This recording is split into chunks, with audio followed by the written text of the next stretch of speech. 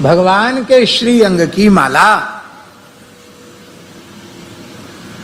श्री नारायण भगवान ने कृपा करके दुर्वासा जी को प्रदान की। और दुर्वासा महान भगवान का दुर्वासा जी ने देखा कि इंद्र भगवान की विभूति है और इसने इतनी विनम्रता से प्रणाम किया है, तो स्वाभाविक है ना कि प्रणाम करने वाले को मन करता है कि भाई कुछ दे दें, प्रसाद ही दे दें कम से कम। तो फक्कड़ बेचारे दुर्वासा जी, उन पे और तो कहा प्रसाद था, उनको भगवान ने माला दी है, भगवान की श्रीअंग की माला है, तो इंद्र को दे दी। इंद्र ने उस माला को, आजकल लोग ऐसा करते हैं, भगवान की माला मिले तो कोई हाथ में लपेट लेगा, कोई कंधे पे धर लेगा, कोई गाड़ी पर सजा देगा। ये सब अपराध है, ऐसा नहीं करना चाहिए। तो इंद्र ने उस माला को ले तो लिया, पर ऐरावत हाथी के मस्तक पर उसको सजा दिया। और ऐरावत ने सोचा क्या धर दिया मूड़ पे, उसने सूंड से उठाया और पैर से कुचल दिया। भगवान की प्रसादी माला का तिरस्कार भला दुर्वासा जी कैसे सहन करते। दुष्ट इंद्र, जिस श्रीमद के अभिमान में तू इतना अंधा हो रहा है, वह तेरी श्री, तेरी संपत्ति समुद्र में चली जाए, तू श्रीहीन हो जा। इंद्र ने चरणों में गिर के प्रार्थना की, महाराज क्षमा करो अपराध। बोले दुर्वासा जी के शब्द को उसमें क्षमा नहीं है, भागो, चलो जाओ जाओ यहां से। महाराज जी लिखा है, लंघनात् हरते आयु स्पर्शात् धरते श्रिया। सभी वैष्णव ध्यान पूर्वक सुने। भगवान की प्रसादी माला,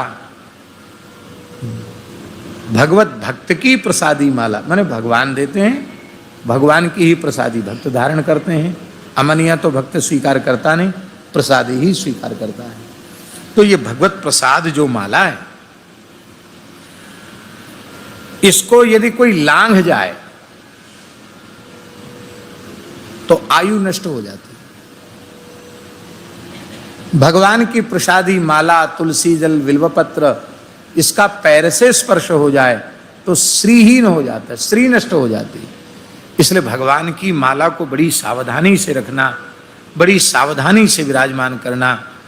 कहीं भी ठाकुर जी की माला मिले, किसी महापुरुष की कृपा पूर्वक माला मिले, तो हम क्या कहें आपको, पूज्य पंडित जी महाराज, गिरिराज जी वाले पंडित जी महाराज, तो पंडित जी महाराज उनके यहाँ लोग जाते दर्शन करने, तो ये बिहारी जी की माला है, ये राधा वल्लभ जी की माला है, ये श्रीनाथ जी की माला है, ये बद्रीनाथ जी की माला है, ये द्वारकाधीश जी की माला है। जगह जगह से लोग आते थे संत, और वहाँ से भगवत प्रसाद माला लेके आते थे पंडित जी के लिए। तो पंडित जी महाराज मस्तक से लगाते इतनी प्रसन्नता का अनुभव करते कि जैसे मानो वही ठाकुर ही साक्षात आ गए। और कपड़े की पोटरी बना के एक रस्सी पे उनको लटका के रखते थे, गिरे नहीं, सूख के। और नियम से उठते तो जय हो बद्रीनाथ जी, जय हो बिहारी जी, जय हो राधा वल्लभ जी, जय हो राधा रमण जी, एक एक माला को प्रणाम करते थे। भाव ही तो सब कुछ है महाराज जी, भाव ही संपत्ति है, और भाव के अनुरूप ही अनुभूति होती है।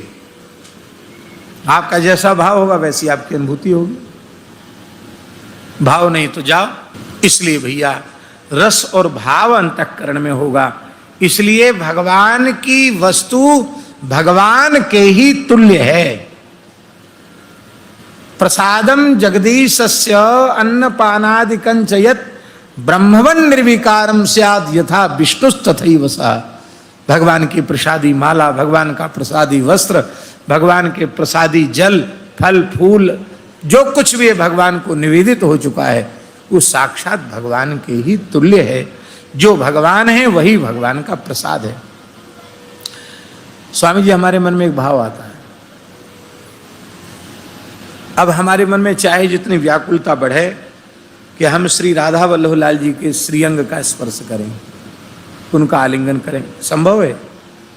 वो तो भैया जो श्री हित महाप्रभु के वंशज हैं उनको ही वो सौभाग्य प्राप्त है। हम तो चाहकर भी ठाकुर जी का स्पर्श नहीं कर सकते, पर ये श्री राधा वल्लभ लाल जी के श्रीअंग की माला है, उनके वक्ष पर रही है, उनका आलिंगन इसने किया है, और ये माला संतों ने दास को प्रदान कर दी।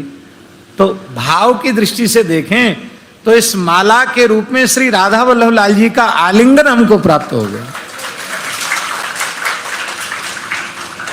ये माला राधा वल्लभ लाल जी की है, श्री जी की माला है। श्री जी का स्वरूप है ना बगल में, गद्दी के रूप में, गद्दी से बगल, ये श्री जी की माला यहाँ।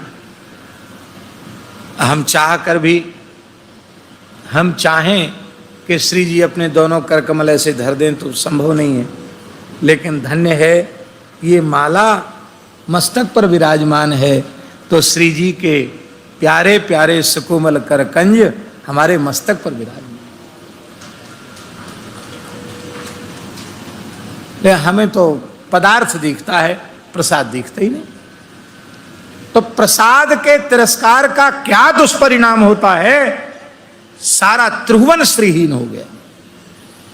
और उस समय जब देवता श्रीहीन हो गए तो दैत्यों ने अधिकार कर लिया, देवता भगवान की शरण में गए। भगवान ने कहा समुद्र मंथन से अमृत उत्पन्न होगा, लक्ष्मी जी प्रकट होंगी, लक्ष्मी जी का पूजन करने से